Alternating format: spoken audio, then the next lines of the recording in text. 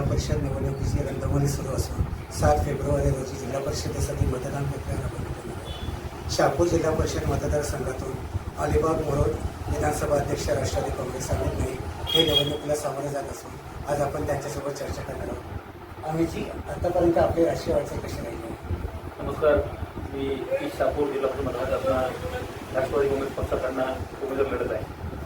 आजपर्यंत प्रणयजी आपण म्हणाले की आपण राजकीय वाटचाल कशी आली.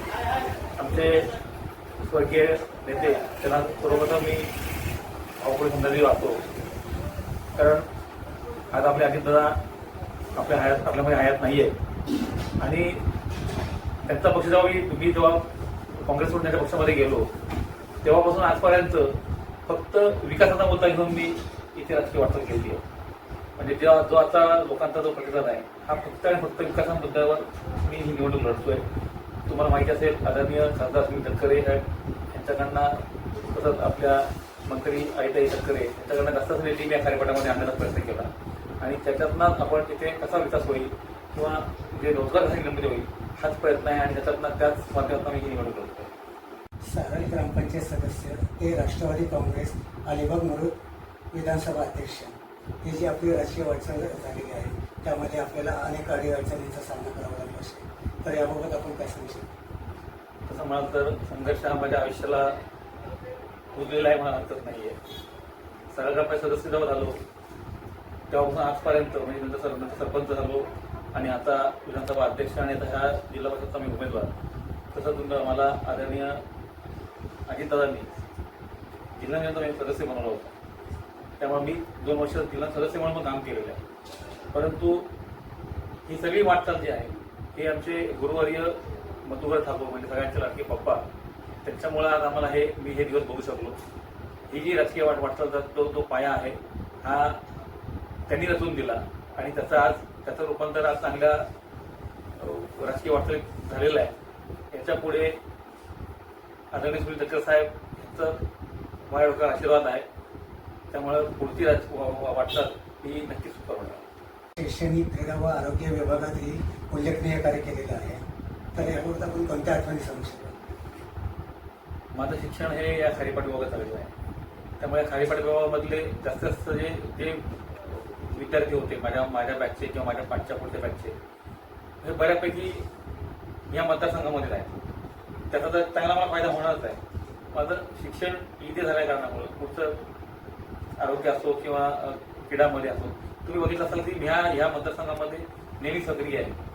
आरोग्याच्या बाबतीत जर म्हटलं गेलं तर माझं पहिलं स्वप्न आहे की एकदा जर जिल्हा परिषद सदस्य आम्ही झालो तर त्याच्यानंतर पहिलं जे काम कोणतं करणार आहे तर मी आरोग्यासाठी त्याच्या आपल्या खारीपाट विभागामध्ये जे पेडांबा आरोग्य केंद्र आहे त्याची जी दुरास्ती झालेली आहे त्याचं पहिलं काम हाती घेणार आहे.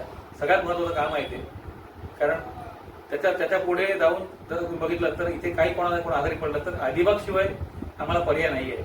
इथून अलिबागला व्यवस्थित जावं लागतं. त्यामुळे हे पहिलं आरोग्य केंद्र तसंच सुधारते हे बघणार आहोत. दुसरा विषय तुम्ही आता घेतात क्रीडा.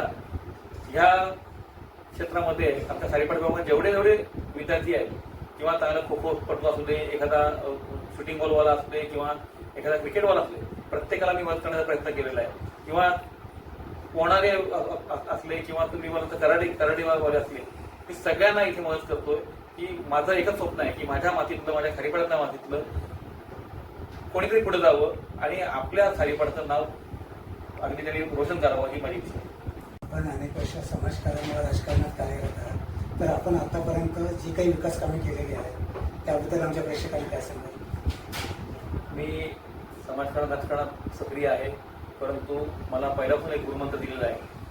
मी पुन्हा एकदा नाव घेईन, आदरणीय स्वर्गीय मधुकर ठाकूर म्हणजे आपले पप्पा त्यांनी मला एक गुरुमंत्र दिलेला आहे की 80% समाजकारण आणि 20% राजकारण. ह्याच गुरुमंत्रावर मी चालतोय. याच्या पुढे जर तुम्ही विचार केला तर विकासाच्या मुद्द्यावरच अगदी माझा भर असणार आहे. राजकारण फक्त राजकारणाच्या दिवशी आम्ही कमी करणारा माणूस आहे.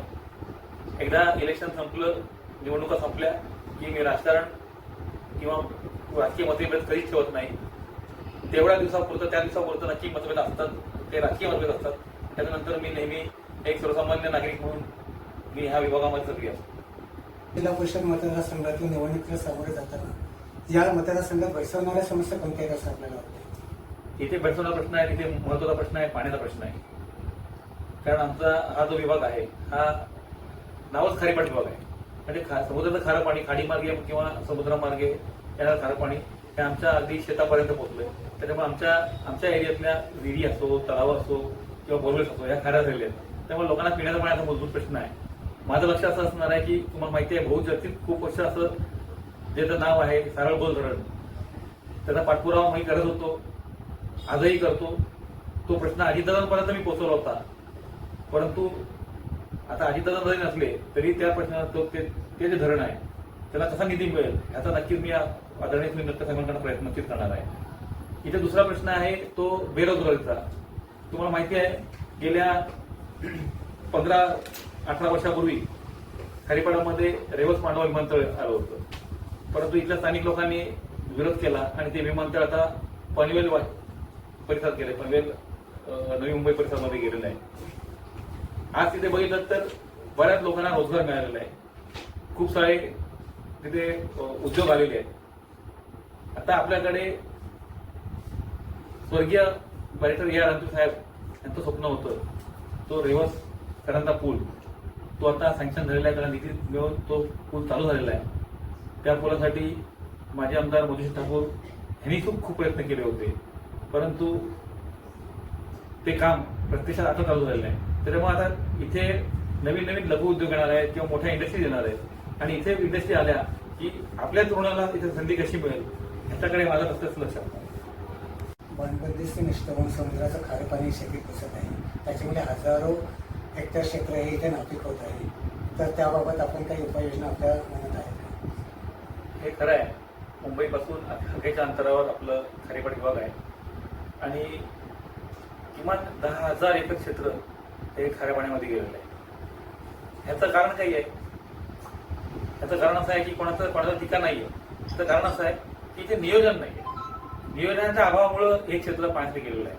तिथे मला बांधून दिसते त्या इथल्या त्या विभागांनी त्याचं नियोजन केलं नाही.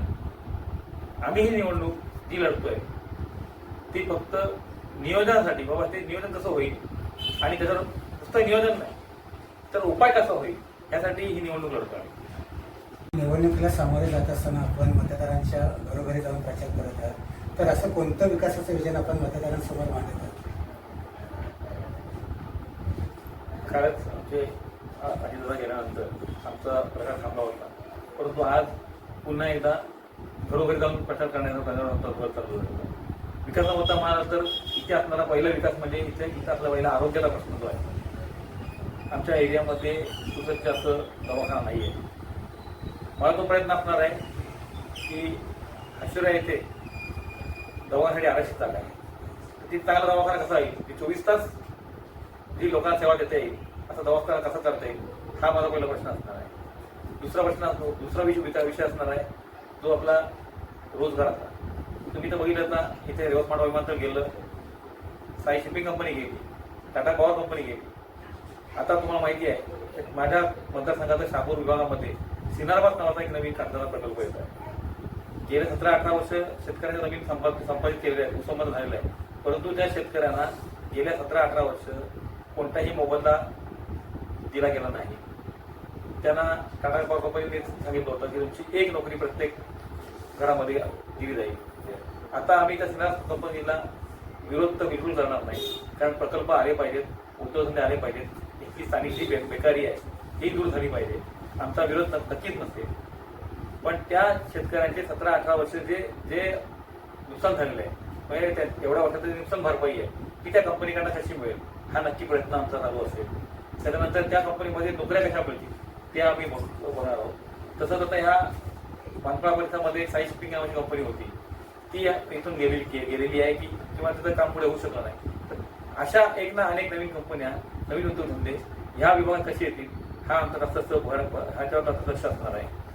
आता रेवस करता एकदा विक झाला की छोटे लघु उद्योग किंवा छोट्या अशा कंपनीज किंवा लघु उद्योग कारखाने इथे आणण्याचा आम्ही प्रयत्न करू. कारण इथल्या महिलांना हाताला काम दिलं पाहिजे, इथल्या सुशिक्षित बेरोजगारांना हाताला काम दिलं पाहिजे हेच आमचं स्वप्न असणार आहे. आणि हे जेव्हा आम्ही करू ती खरी आमच्या नेते जे आदरणीय स्वर्गीय अजितदादा पवार यांना श्रद्धांजली असेल. जिल्हा निधी बऱ्याच प्रमाणात मी खारीपाटामध्ये आणण्याचा प्रयत्न केला. तसंच आमच्या आदरणीय खासदार साहेबांचा निधी इथे आणण्याचा प्रयत्न केला. ह्याच्या आधी पप्पांचा आमदार निधीमधून मी कामं केली होती. परंतु आता खासदार निधी आणि जिल्हा निधी ह्या खारीपाटामध्ये बऱ्याच प्रमाणात आणला. जास्त कामं खारीपाटामध्ये तुम्ही मला रस्त्याचे असो किंवा आठवड्या बाजार असो किंवा खेळाची मैदान असो किंवा शाळेचं मोठं सुशोभीकरण असो, ही सगळी कामं मी खारीपाटामध्ये आणलेली आहे. याच्या पुढेही अशीच विकासाची गंगा लोकांनी प्रतिसाद चांगला दिलेला आहे मला. याच्या पुढेही लोकांचा प्रतिसाद चांगला राहिला, लोकांनी जर मला पुढे निवडून दिलं तर ह्याच्या दुप्पट काम करण्याचा मी नक्की प्रयत्न करणार. आज आपण देश महाराष्ट्राच्या माध्यमातून मतदारांना काय आव्हान कराल? माझं मतदारांना नक्की आव्हान असेल, मी शून्यातनं उभा राहिलेला एक सर्वसामान्य आपल्याला कार्यकर्ता आहे. एक इलेक्शन झालं की बाबा आज इलेक्शन संपलं मग परत इथे बघायला यायचं नाही असा माझा स्वभाव नाही आहे.